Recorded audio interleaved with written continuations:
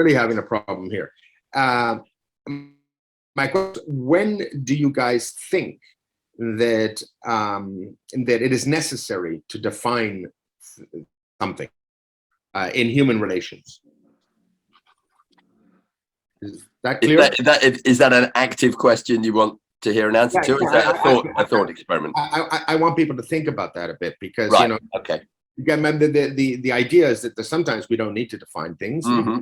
They're defined, like we don't need to define gravity because it's whatever it is.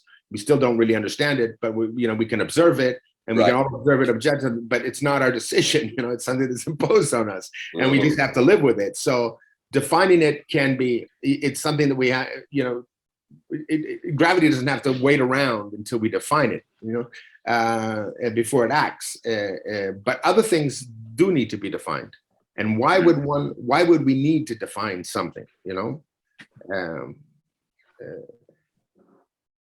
I think that's the basis of language, right? So, so I guess the first thought which pops into my head is that when a system becomes large enough that you can't just take it for granted that everybody knows what each other are referring to informally. Yeah. When you want a kind of continuity and consistency and size, which means that you have to have, I guess, impersonal ways of dealing with things. That's a kind of very first. You have to fix things into definitions. I find that an excellent answer. Marcus, what were you? You have your hand up.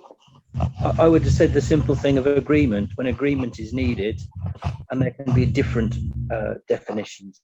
So an agreed definition is needed. That's when I think we need to define it. Which excellent. So, but basically, we need to define things in order for us to be able to know what we're doing in common.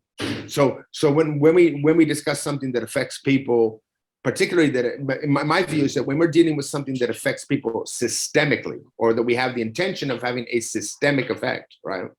Then for transparency, everybody has to understand that systemic effect, and to understand the systemic effect, we have to agree on the basic understanding of the terms that are used. Again, if it's something that we're responsible for, right? In other words, we're not responsible for gravity or for the sun coming up every day or setting, as they say. But when the sun imposes itself, and we all have to react to that, no matter what our opinion of what the sun is. And the sun acts in nature mostly what we consider kind of very predictable fashion. I mean, nature doesn't trick us a lot, right? I mean, so we can observe things without understanding them. We can observe gravity without understanding why gravity exists, and exactly what the principle is behind it. But we can see that it doesn't sort of say today it's 9.8 meters per second squared. Tomorrow it'll be something else. Ha ha ha. Nature doesn't fool us in that kind of sense. So in a sense, we can have a relationship with gravity without really understanding it. But when we invent something and we impose that on each other, then we need to have some kind of agreement. So that's the first point. So the question is that we agree that we need to define things in order to. So anyway, we agree that there is a need to define, and then the next question is how do we define things? Right? So and this is very important because we can define things for very many different reasons. For example, if you take a poker game, right, everything's very well defined, and poker game basically is a system, right, and it has predictable outcomes, and everything is defined within it, and you can determine what is and what isn't fair within the context of that system. Or poker relate to anything else other than itself? No, right? So it's an alternative space. Yeah. So the question is that the great discovery we've made, because how did I get in this? Well, I got this in like everybody did when I was very young and very upset. I was a classical guitarist who had studied classical guitar in Spain, come back to Canada at the highest level of unemployment and inflation in a long time. That was the early 80s. I had students that were very talented that couldn't pay. So I wasn't making a lot of money, but I was still teaching them because they were great students. And there I was wondering, I bumped into the brother of a very colorful and whatever character, and you probably have all heard of him. He's the one who turned me on to this, and he was an electrical engineer. Yeah. His brother was walking around with a placard, and the placard said, what was it? It says, yeah, bankers starve third world babies, right? And that opened my mind to this whole issue. And since that time, and it was all focused on the question of interest, right? So interest was wrong and was evil, and it was the problem of all things, the source of all problems. So I took that and I started asking questions to economists and people like that, and even to the Bank of Canada, and I kept on getting these kind of spurious kind of answers, or you know, they didn't follow.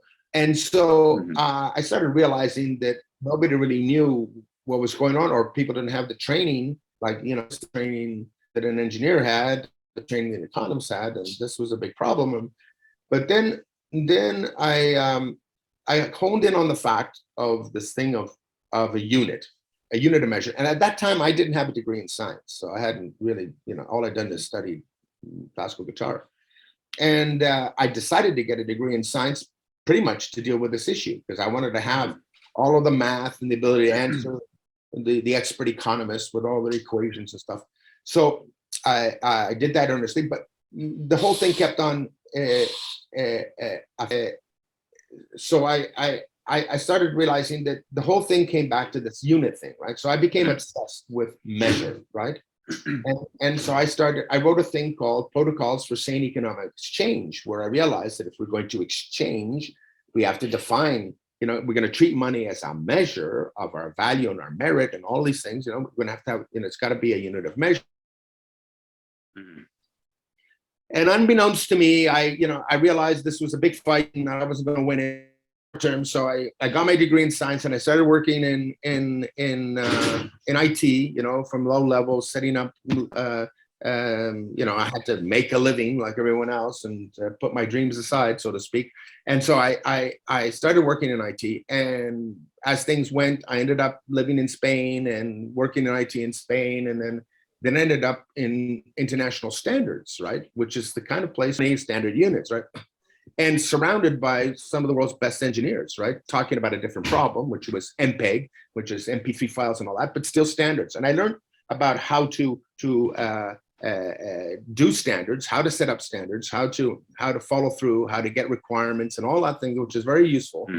And I came, and then we came to 2008. So this was when in early 2000s. And then in 2008, we had this big crisis, and it affected the MPEG group we were working in, because companies had less money to send people, and, you know, and to keep the ball rolling with the MPEG community, which is very large with, you know, we had potentially 192 countries, but I don't know how many we had participating, maybe 35, 40 countries that were participating all the time.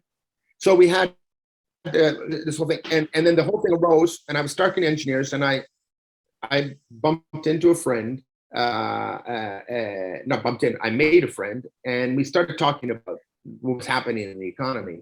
And he was professor of control systems engineering at the University of Polytechnic Madrid, who is my co-author, Sergio Dominguez. And he was pretty upset about what was going on, because how it interfered with research and all sorts of things, you know, and he didn't think it made much sense. And so we started talking about that. And I said, you know, you got a mortgage, right? He said, yeah. And he says, why don't you do a control, you know, formal consistent systems analysis of your mortgage? And he stopped and he said, well, I don't know, you know. I said, you've got all the math. I mean, you've got more math to analyze anything than probably anybody on the planet. I mean, so why aren't you planning your mortgage? And he sort of thought, kind of embarrassingly, saying, well, yeah, I never thought of that. So we did, what we wrote was the formal stability analysis of common lending practices. And the conclusion of that was simply that the money system was inherently unstable. The common practice we're using leads to a system that is unstable, and an unstable system cannot be used to measure anything. Can't be used as a reference to value. Can't be used for all of the reasons we're told the money exists, right? So that's the start of it all. And that brought us along with this commitment, because we knew that once we understood the system, we knew that there were going to be bigger, the period of crises was going to get shorter and shorter, and the crises were going to get correspondingly bigger and bigger, right? So it's like accelerated hammering, and so we knew that the system was completely out of whack, and we knew that we had a problem that was system-wide. It wasn't just something that you could localize within human society. It was international. It was right. And we also knew that there's no way to control that. So this whole idea that banks control things and conspire against people doesn't make a lot of sense, because they might think they're doing that, but all they're doing is reserving the right to reserving prerogative in the lunacy that they're creating. So okay, so you get to make the last decision, but it doesn't change where the system's going. The system's going to utter collapse. And we also realized that the good examples of mutual credit, etc., right, could not survive in that environment. And then we also realized that we could say everything we were trying to say, and instead of saying it that I, Mark Gauvin, or Sergio Dominguez say, we could say no. Dynamical systems theory, right, which is really well tested and applied to both physical and non-physical systems, right, in a very effective and predictable manner, right? So we have a lot of ways of understanding things. So that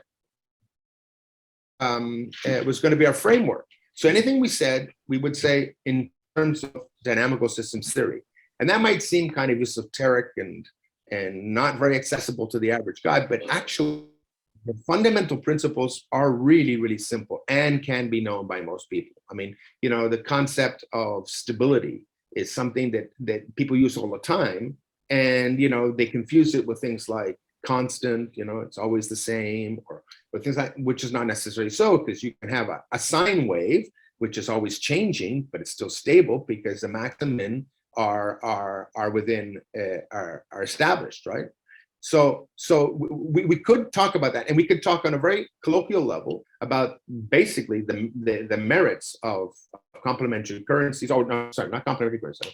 Take that back. I don't like that term. But mutual credit systems, right? And we could talk about the merits and the virtues of that, and we could take it to any scale we want to, and we could defend it, and we could always say, we could always do it within this framework. So we're not, which is what we said at the beginning of the meeting, that we're agreeing to something, but in terms of some common framework, right? Because if we each have our own framework, then that won't work. So that is what's brought us to this question. So the question comes to the first question of the presentation in terms of the topic, a specific topic, is say, well, first of all, is money defined? Is it well specified? And we don't really have a common understanding. Some people have great ideas the way money should be, or what they think money should be, but there's no common understanding. Important that we establish some kind of common understanding, that we all agree that money is this, does that, and that we use a common framework to evaluate what we're saying, right? So we can say, and I know that from personal experience, because I was doing standards, which were controversial standards dealing with intellectual property in the MP group, which is the engineers wanted to know if what I was saying made any sense. That's what they were worried about, right? And the people who were, let's say, not too friendly to what we were doing didn't want things to make sense. What we were saying could be supported objectively. In other words, if what we were trying to propose could not be supported objectively, nobody. It's not that we were wrong. It's just that nobody could agree, because there's no common ground, right? And it had to be in that environment to have common ground. And the fact that the people that I wanted to had to vote for our standard, which was passed, were basically people who, you know, wanted to understand what you were saying in a logical way and a very granular way, right? Mm-hmm. So that what saves me, because if there wasn't that contingency of most engineers who are very systems oriented and thinking things out, and they're not also immune to the human reality, they need to define money. We need to have something that we can all understand and agree on, and that makes sense. So if that can't be done, maybe that can be done. I think it can be done, but if it cannot be done, then we have to discard the idea of using money as something that we develop imperatives around, in which we enforce. Because if there's no real common definition because it can't be done, then we have no means, by the way, to measure justice. So, you know, we can all agree on doing money the way we like, but no one's going to be able to enforce anybody, right? Mm-hmm. But what's happening now in practices, money is used both as an artifact that's traded for things, mm-hmm. right? And at the same time, money is a record of value, right? Mm-hmm. What we do is we find out those are mutually exclusive. In other words, mm-hmm. Money is either one thing or the other. And then the other question is why are we putting them together if we don't have to? You know, we don't have to. There's no reason why the measure of value has to be in the same artifice. So the fundamental problem that we found once we assume that error, which we call money's core misrepresentation, because logically it's unsound, therefore it can't be a correct misrepresentation. Once we assume that, then stability is precluded. In other words, you can never build a stable money system, and that's been the basis of our work. So, is there a solution? And yes, there's a solution. Mark, before we move on to the solutions, I was wondering if anyone has anything they'd like to say in response to what you've just said. Okay, sure. Thanks. Doesn't look like there is. Got a clap from Dill. Oh yes. Okay, Dill, go ahead. And a question.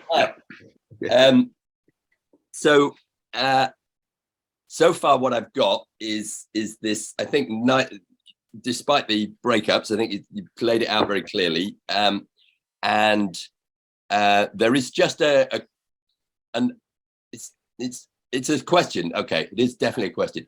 If you're looking at a system and you're saying this system is currently badly or paradoxically defined, mm-hmm. and yet there are people defending that who want it that way, then there are obvious questions about whether their motives are to hang on to power or to avoid accountability, or various sort of, less than honorable motives might well be behind people actively resisting well-defined formal modeling of a system. They might be caught with their hands in the till, or, as you said at the beginning, killing babies in the third world and not be able to deny that.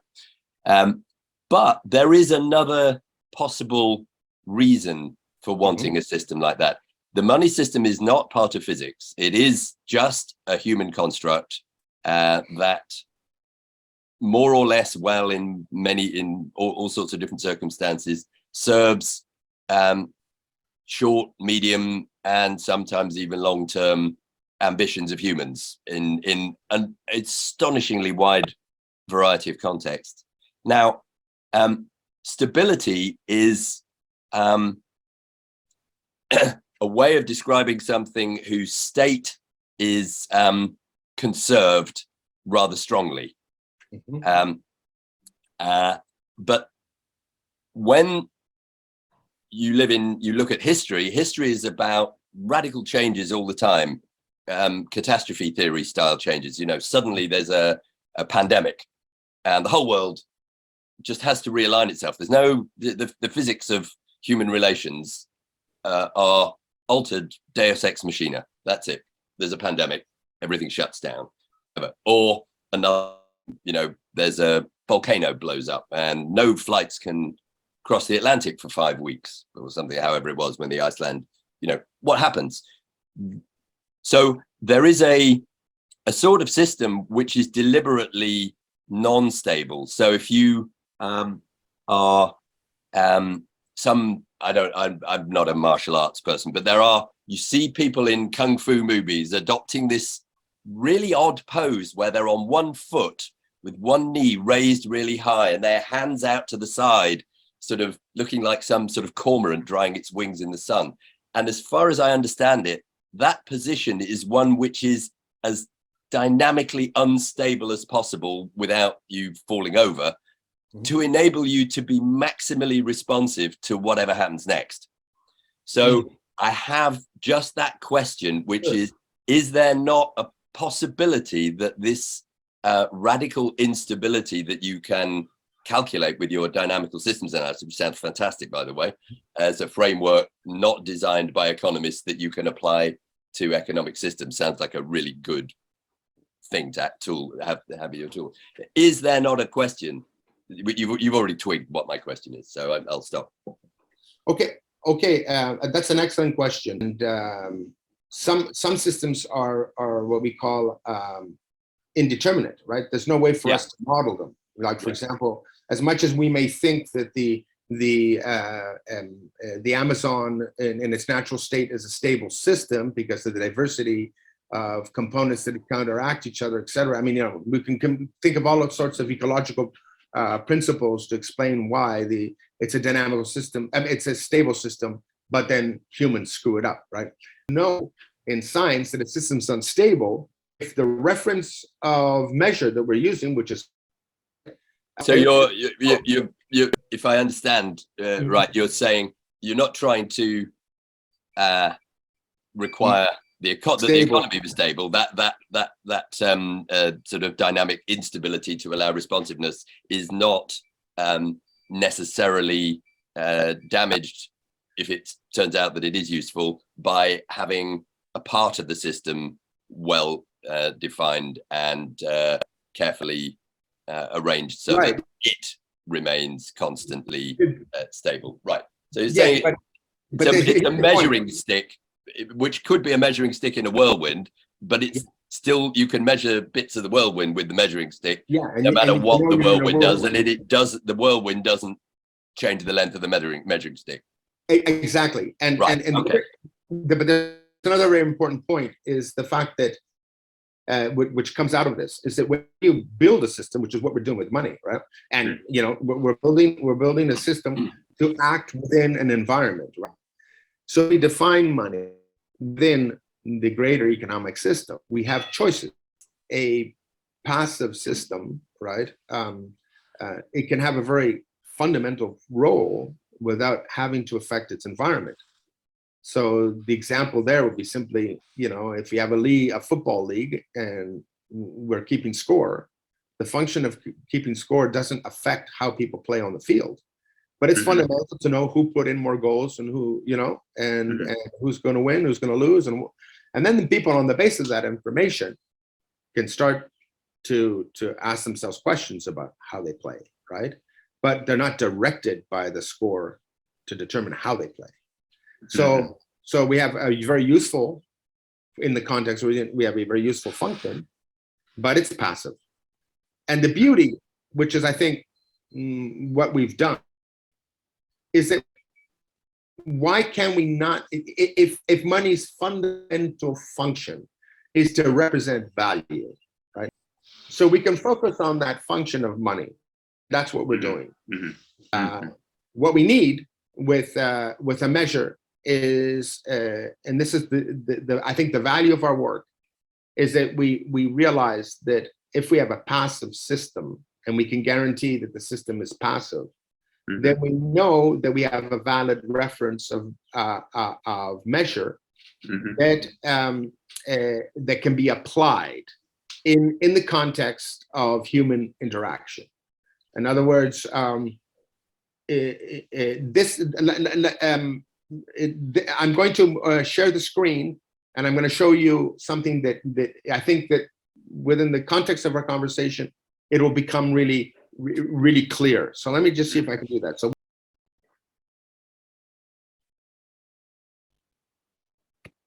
That's better. Okay, so I'm going to, well, I'm losing it. Can you, can you see this? Yep, we can see a table. Okay. So can you read it? Yep. So here's, it took us a while to try and translate this into human interaction, which is what was what I was going to link to before, but I remembered I didn't have this table in that paper, because that paper refers to this one. So what we realized was that if we have just a free account, let's just say we take any kind of unit anybody wants to, right? And everyone applies that unit to their circumstance, right? So they say, this piece of wood is worth 20, right? 20 units of that common unit, right? So we have a common unit that we all refer to, and we're all applying that unit to our stuff, okay? When we trade. So how could we avoid that such a system would be manipulable, right? Right. Yeah. Okay. And so the key thing to do that is we make two rules, very simple rules. We say first that in order to be able to write something in that common ledger, it must be tied. It must be in terms of a transaction of goods and services.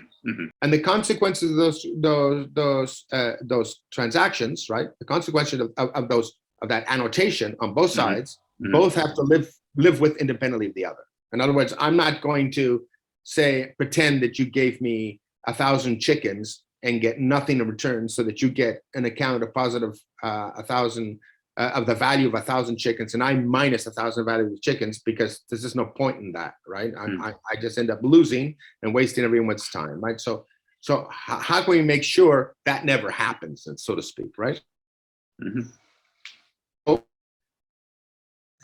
If money is only used as a measure of value established by two parties, opposing parties of a transaction, right? Then two things will happen. The value will be the price, right? Will always be equal to the annotation at the end, right?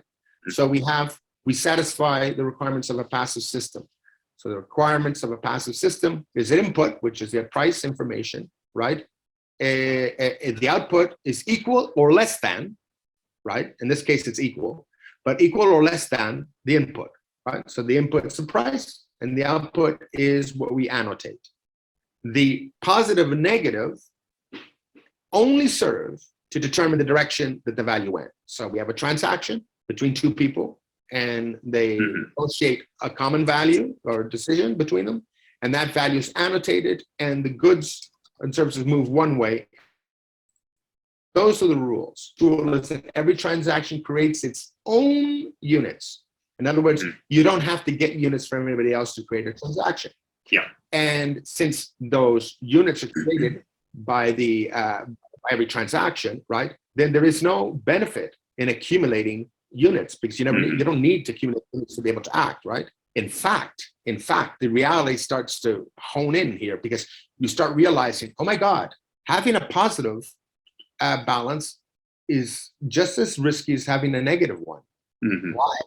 Because the positive balance measures something that you gave up, that you're still waiting. You have a positive balance, but you still haven't been reciprocated, right? So you're running what's called a risk. And the person who has taken something has a liability to society, and everybody knows it, right? So they have a requirement to provide. So the real safe place for everybody is to get back to zero. Zero means that we've completed the cycle, right? So we into this table, and what we have here is we have what we call a systems balance of unreciprocated debt, right? And the idea of the system balance of unreciprocated debt is that if we take the sum of all positive or negative, because remember, the money represents the absolute value that was traded. So the positive and negative should be mirrors of each other, right? And if we take the sum of either, that represents the amount of value pending reciprocation. Because only when all balances are zero in the system has all reciprocation taken place. Yeah. Correct? That makes sense? Yeah. So the risk now is contained in the measure of what we call the systems balance, which is the sum of all positive and negative, or all positive or negative balances in the system, right? Mm-hmm. So when we're in an economy, we're sharing risk because everybody's giving to the economy, getting that value represented in a negotiation that's fair, in which they get to determine, in terms of their relationship with reality, what should be that and whether that's accepted or not. But that's something that we it's been accepted, at least with good standing member of society, right? So we have this the situation where everyone, whenever you sell something, you're taking a risk. You think, okay, I'm giving this up because I can't use it or whatever, but it's a value that I invested a lot in and I would like to be reciprocated. So I'm giving it up. I hope to be reciprocated. I will always be remembered for having provided that value, right? So I provide that value, and it all stands to reason that in a society that's fairly well organized, I will be able, one way or the other, be reciprocated over some period of time or other, right? So I don't have to really worry about that unless we're in a real natural disaster. We pretty much can bet on each other, right? So I give and I take that risk. So the sum of risk, if the risk starts going up, then we know that there might be a problem somewhere, and we need to deal with that problem. So here's the interesting thing.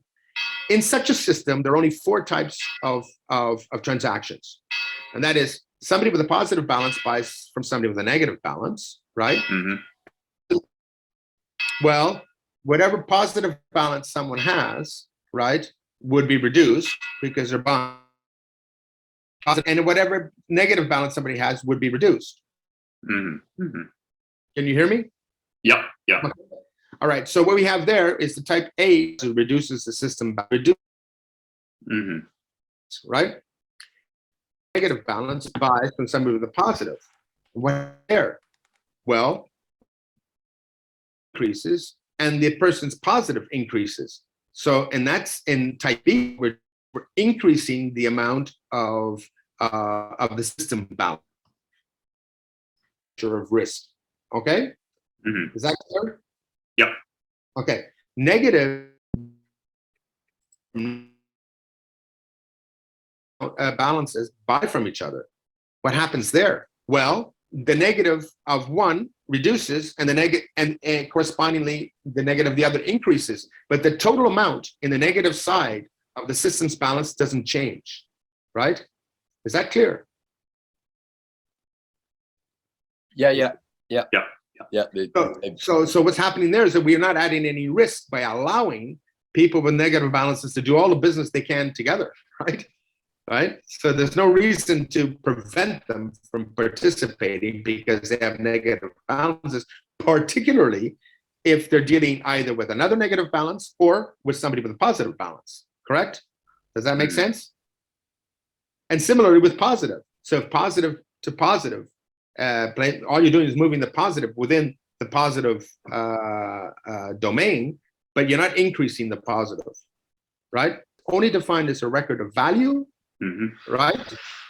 Then if you can put several times, then I know that I'm not picking up. Yeah. Right. Okay. So we know that if it's just a record of value and it has no value as a token of trade, yeah. Right, then there is no incentive or bias to try and to focus on the type, type D, right? Where people look to trade with only people with positive balances or people that we think will have positive balance in the future, whatever, right? The speculation that we're focused on getting positive balances to the time. So the conflict we have today is that people are focusing on getting positive accounts and or dealing with people with positive accounts to in a kind of system bias against type A transactions, right? So what's happened is that the only permutation that reduces risk in the system is when positive buys from negative. And by making money just a record of value, right? Or instituting a system that has the measure of value without it also being a token of trade, right?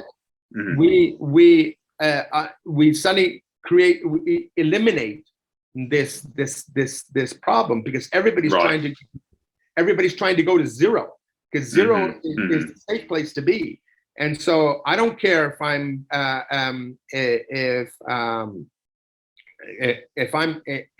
buying from somebody who's negative, who has something of value that I'm going to use, that's going to help me get to zero, then I'm going to do that. I'm not going to have any bias against anyone.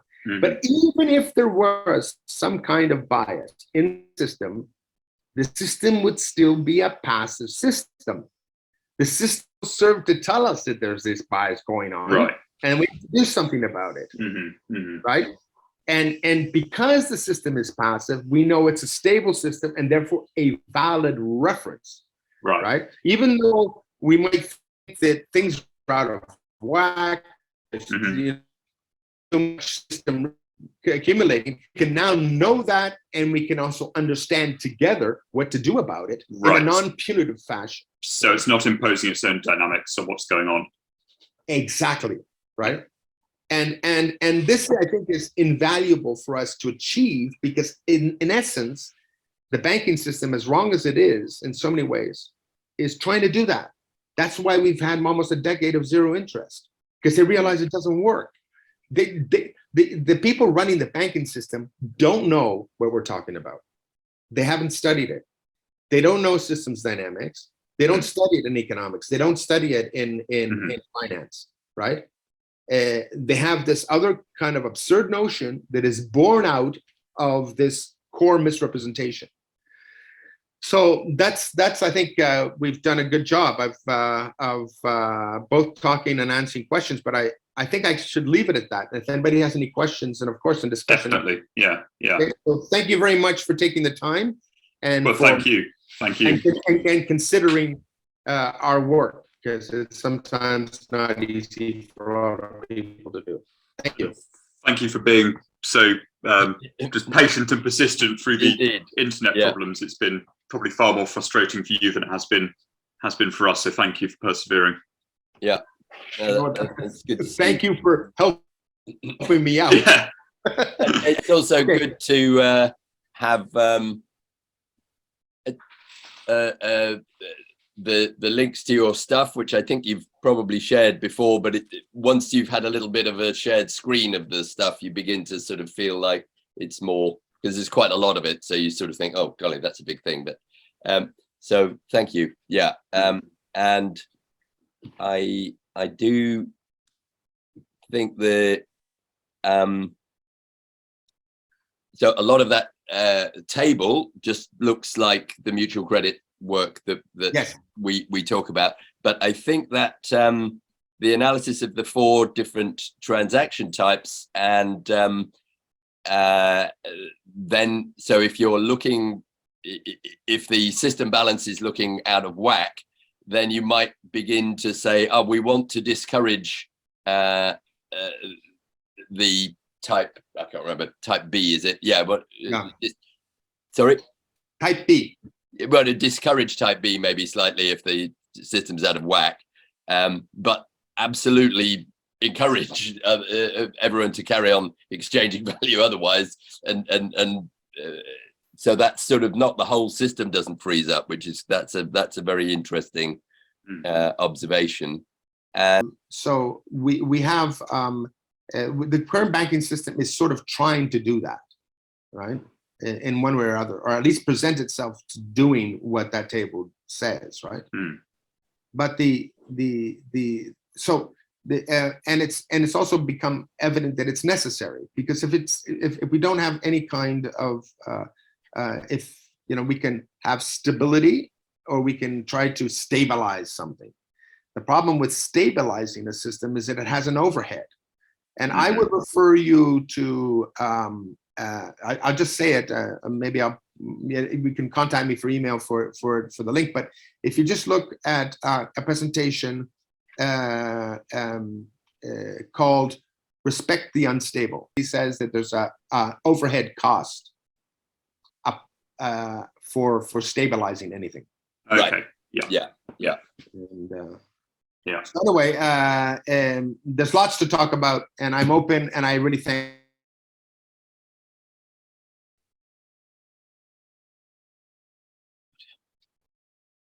Sorry, we've lost you again. Completely. But Okay. I think you were saying thank you, which Yeah. is we want to say thank you as well for persevering and getting your message through despite the significant amount of noise Yeah. in this system, which is definitely unstable. Yeah. But yeah, Thank you, Mark. Yeah. cheers. Thank you very Yeah. much. Okay, so we'll leave it then, and we'll pick up later. Yes. Yeah. Speak Great. soon. Yeah. Cheers now. Cheers. Thank you. Bye. Bye.